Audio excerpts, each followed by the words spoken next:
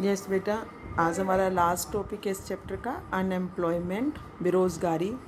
तो यहाँ पर हम एक बार फिर दोबारा से उस शकल और शीला की स्टोरी पर चलते हैं कि शकल की और विलास की स्टोरी पर कि शकल की जो मदर है वो डोमेस्टिक वर्क करती है, अपने हस्बैंड के साथ बूटा सिंह के साथ हेल्प करती है, अपने बच्चों को पालती, लेकिन वो कोई जॉब नहीं करना चाहती। तो हम यहाँ पर उसको जो है अनएम्प्लॉयमेंट नहीं कहेंगे। और दूसरी साइड अगर हम विलास की माँ को देखें तो वो दूसरे काम भी करती है, तो इट मीन्स वो क्या है कि वो एम्प्लॉयड मानी जाएगी। तो एम्प्लॉयमेंट के अंदर कौन सी पॉपुलेशन को कहा जाता है कि ये अनएम्प्लॉयड है या एम्प्लॉयड है, किसको काउंट किया जाता है? 15 से 59 इयर्स के बीच वाले लोगों को जो है एम्प्लॉयड या अनएम्प्लॉयड में रखा जाता है। जो 15 से लेके 59 इयर्स तक के बीच में काम करते हैं और तो उनको हम एम्प्लॉयड मानते हैं। तो ऐसे ही करके आप इसकी स्टोरी को अगर पढ़ोगे तो आप क्लियर हो जाएगा कि शकल की जो मम्मी है शीला, वो अपनी फैमिली के लिए काम करती है, इसलिए उसको हम अनएम्प्लॉयड नहीं मान सकते। शकल को नहीं मान सकते क्योंकि वो 15 ईयर से बिलो है। अगर उसके दादा दादी होती तो उनको भी नहीं मान सकते। तो इसी टाइप से इंडिया के अंदर गाँवों और शहरों के अंदर अनएम्प्लॉयमेंट है, बेरोज़गारी है। और रूरल एरिया के अंदर जो है ये सीजनल एंड डिस्गाइज्ड होती है, और अर्बन एरिया के अंदर जो है एजुकेटेड अनएम्प्लॉयड होते हैं। अब हम लोग यहाँ पे ये वर्ड्स को डिस्कस करेंगे। बेरोज़गारी, सबसे पहले बेरोज़गारी क्या होती है? एक ऐसी स्थिति जब लोग काम तो करना चाहते हैं, यहाँ देखो बेटा ये दिया हुआ है, एक ऐसी सिचुएशन जब लोग काम तो करना चाहते हैं बट उनको काम नहीं मिलता, और जितनी उस टाइम की वेजेस जो है वो चल रही होती है। तो गांव के अंदर कौन कौन सी टाइप की जो है बेरोज़गारी होती है, अनएम्प्लॉयमेंट होती है? Seasonal and disguised. Seasonal unemployed क्या होता है? सीजनल अनएम्प्लॉयमेंट होता है बेटा जब साल के अंदर कुछ महीनों तक लोगों को काम नहीं मिलता। आप एग्रीकल्चर में देखो, एग्रीकल्चर के अंदर क्या होता है, जब क्रॉप को उगाया जाता है और क्रॉप को काटा जाता है उस टाइम में तो लोगों को काम मिल जाता है, लेकिन वैसे उनको काम जो है नहीं मिलता है बीच में। तो उसे हम कहते हैं मौसम के अकॉर्डिंग जो अनएम्प्लॉयमेंट होती है उसे हम क्या कहते हैं? Seasonal unemployment.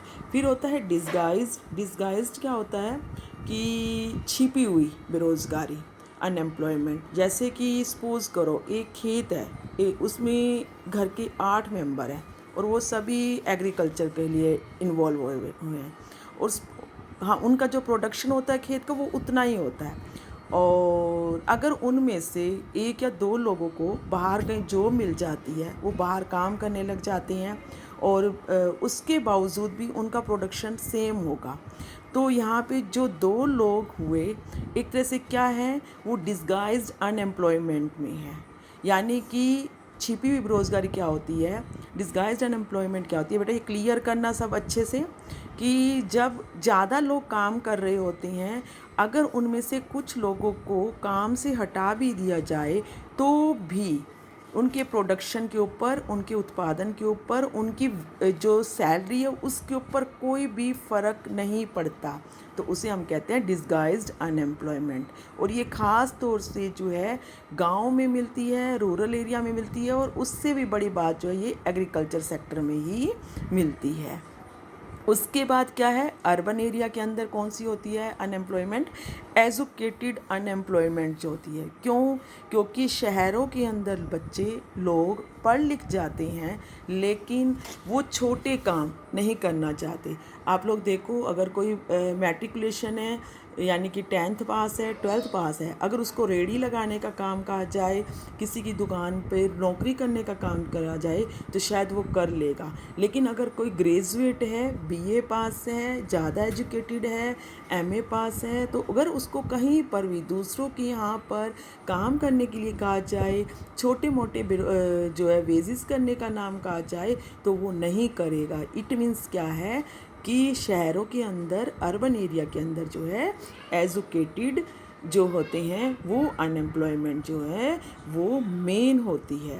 तो इसी वजह से जो है अनएम्प्लॉयमेंट जो है वो बहुत ही ज़्यादा इफ़ेक्ट डालती है लोगों के ऊपर, और उसके साथ साथ इकोनॉमिक ग्रोथ जो है उसके ऊपर सबसे बड़ा इफ़ेक्ट होता है। जैसे कि अनएम्प्लॉयमेंट की वजह से जो है मैन पावर की वेस्टेज होती है। आप समझ सकते हो, इस चीज़ को बड़े ही ध्यान से समझना। Wastage of man power resource कैसे हुई? सपोज करो आपके घर में आपके चाचा, आपके भैया, या आपकी फैमिली में, या आपके आसपास देखो काफ़ी एजुकेटेड हैं, बट उनको वो वाली जॉब नहीं मिल रही है जिस जॉब के लिए वो अपील करते हैं, जिस जॉब में वो जा सकते हैं। तो वो खाली बैठे हुए हैं, और खाली बैठे तो वो उनका खर्च कहाँ से चल रहा है? घर में जो बाकी के मेंबर्स हैं उनको करना पड़ रहा है। तो ऐसे करके क्या है, wastage of man power resource की होती है। उसके साथ साथ क्या होता है बेटा, इसकी वजह से जो है अनएम्प्लॉयमेंट की वजह से बेटा इकोनॉमिक ओवरलोड जो है वो बढ़ जाता है। जो घर के बाकी मेंबर हैं उनको उसका खर्च उठाना पड़ता है, और जो डिपेंडेंस होती है उसकी बाकी वर्किंग पॉपुलेशन के ऊपर हो जाती है। तो इस वजह से बेटा क्या होता है कि इस वजह से जो इकोनॉमिक ओवरलोड बढ़ जाता है, और इसका ना केवल इसके ऊपर बल्कि हेल्थ के ऊपर भी इसका काफ़ी फ़र्क पड़ता है। इसी के साथ साथ जो है unemployment has detrimental impact on the overall growth of an economy. किसी भी तरह से किसी भी देश की इकोनॉमी के ऊपर इसका बहुत ज़्यादा असर होता है। आप लोगों को एक एग्जांपल देती हूँ। आज के टाइम में हमारा इंडिया जो है जवान है, यंग माना जाता है। क्यों? क्योंकि हमारे इंडिया की अगर एवरेज एज देखी जाए 24 ईयर्स मानी जाती है। हमारे इंडिया के अंदर क्या है बेटा कि 55% टू अबाव पीपल जो है वर्किंग पीपल हैं, और उनके ऊपर जो 15 ईयर्स से बिलो लोग हैं वो उनके ऊपर डिपेंड है, और 16 ईयर्स से अबव जो पीपल हैं वो उनके ऊपर डिपेंड है। तो अगर हम देखें तो हमारी कंट्री के अंदर बेरोज़गारी नहीं होनी चाहिए, लेकिन फिर भी है। क्यों? क्योंकि हमारे यहाँ पे ज़्यादातर जो है प्राइमरी सेक्टर में लाइक एग्रीकल्चर में इन्वॉल्व हैं। सेकंड, यहाँ पे एजुकेटेड पीपल जो हैं वो छोटे काम करना नहीं चाहते।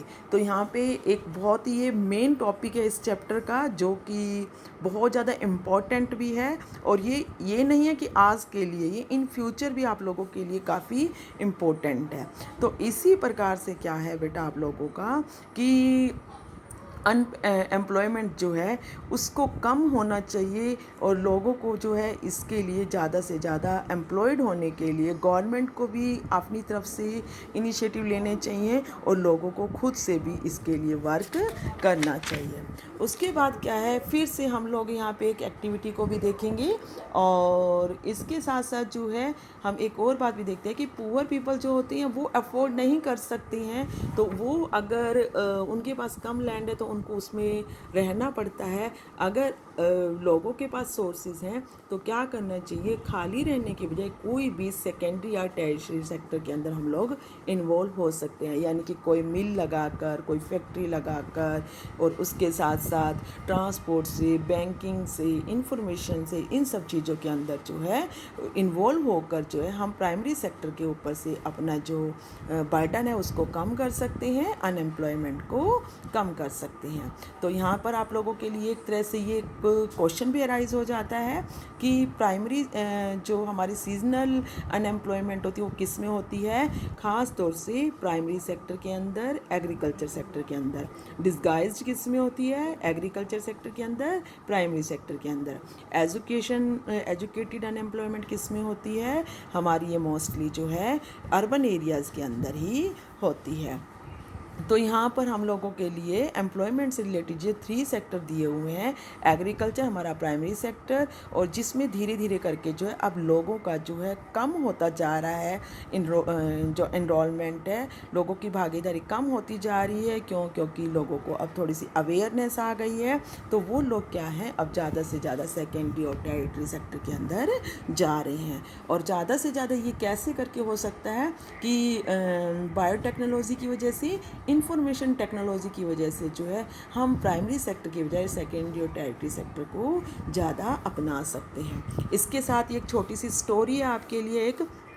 एक गांव है, और उसमें कई फैमिलीज़ रहती हैं, सभी एग्रीकल्चर का काम करती हैं, अपने बच्चों को पढ़ाना, अपने घर के सारे काम करना, लाइक टेलरिंग करना, वो सारे काम खुद से ही करती हैं। तो उनमें से एक फैमिली क्या करती है, वो अपने बेटे को जो है, बेटा इसको इस स्टोरी को आप पढ़ोगे आपको क्लियर हो जाएगी, मैं आपको हिंदी में इसीलिए बता रही हूँ। तो अपने बेटे, एक फैमिली का एक मेंबर क्या करता है कि वो अपने बेटे को एक जो एग्रीकल्चर कॉलेज में उसका एडमिशन दिला देता है। और उसमें क्या होता है, वो पास के गांव शहर में होता है और वो क्वालिफाइड हो जाता है, एग्रो इंजीनियर बन जाता है। और गांव में जब वापस आता है तो वो नए टाइप के प्लो बनाता है और वीट को जैसे इंक्रीज़ करता है, यानी वीट की कुछ नई किस्म बनाता है। और जिस वजह से क्या, अब उन गाँव के अंदर जो है अनाज को उत्पादन किया जाता है, खेती की जाती है, तो अच्छा अनाज उगता है। तो ऐसे करके जो है उस गांव के अंदर जो अब सरप्लस अनाज होना शुरू हो जाता है। सरप्लस आप समझते हो ना, कि अब उनकी सिर्फ अपने अपने घर के काम चलाने के लिए नहीं होता, बल्कि जो बच जाता है उसको पास के नियर बाई जो विलेज के अंदर है वहाँ पे उनको बेच देते हैं। अब उनको पहले के कंपैरिजन में ज़्यादा प्रॉफिट हो जाता है। अब वो क्या करते हैं, इसके साथ साथ ही वो अपना और भी बेस्ट फ्यूचर चाहते हैं। तो गाँव वाले जो लोग होते हैं वो पंचायत के पास जाते हैं, कहते हैं कि हम अपने बच्चों का बेस्ट फ्यूचर चाहते हैं, आप हमारे बच्चों के लिए ना एक स्कूल खुलवा दो। और साथ में वो कमिटमेंट करते हैं कि हम अपने बच्चों को ना स्कूल में भी भेजेंगे। तो ऐसे करके पंचायत जो गवर्नमेंट की हेल्प से वहाँ पे एक स्कूल खुलवा देती है। अब सारे आसपास के गांव के बच्चे भी और शहर के बच्चे भी, अब जो है गांव के बच्चे वहाँ पढ़ने आ जाते हैं और शहर से जो है टीचर को भी वहाँ पे रिक्रूटेड कर लेते हैं, यानी टीचर को भी लगा लेते हैं। अब सब बच्चे जो पहले से बेस्ट होने लग गए। तो उनमें से क्या करते हैं, उनमें से एक फैमिली की जो है अपनी बेटी को जो है टेलरिंग का काम सिखा देती है। अब वो टेलरिंग अच्छे से करने लग जाती है तो अब वो गांव के अंदर ही सब लोगों के कपड़े सिलने लग जाती है। अब तक जो गांव के लोग बाहर से कपड़े सिलवाने जाते थे, अब उनके गांव में सिलने शुरू हो गए। और इसके साथ साथ जो है अब उन लोगों का टाइम बच गया। अब टाइम बचा तो उन्होंने उसको कहाँ लगाया, उन्होंने उसका टाइम को जो अपने खेतों में लगाया और पहले के कंपैरिजन में उनकी जो है प्रॉस्पेरिटी बढ़ गई। तो ऐसे ही करके क्या है कि हम लोग यहाँ पे क्या कहना चाह रहे हैं कि यहाँ पे जो ये बात आ रही है कि अगर लोगों को थोड़ी सी अपॉर्चुनिटी मिले, अगर टीचर, टेलर, एग्रो इंजीनियर वगैरह सभी इसके लिए कोशिश करें, गांव के लोग खुद से अवेयर हों, अपने प्राइमरी सेक्टर की बजाय सेकेंडरी और टेरिटरी सेक्टर के अंदर इन्वॉल्व होने की कोशिश करें, तो एक सिंपल गांव जो है वो अपनी जो काफ़ी सारा ह्यूमन कैपिटल को बढ़ा सकता है और पहले के कंपैरिजन में जो है ज़्यादा अच्छी लाइफ जो है वहाँ के लोग जी सकते हैं। और इसी टाइप से ही बेटा आपका ये चैप्टर कंप्लीट हुआ।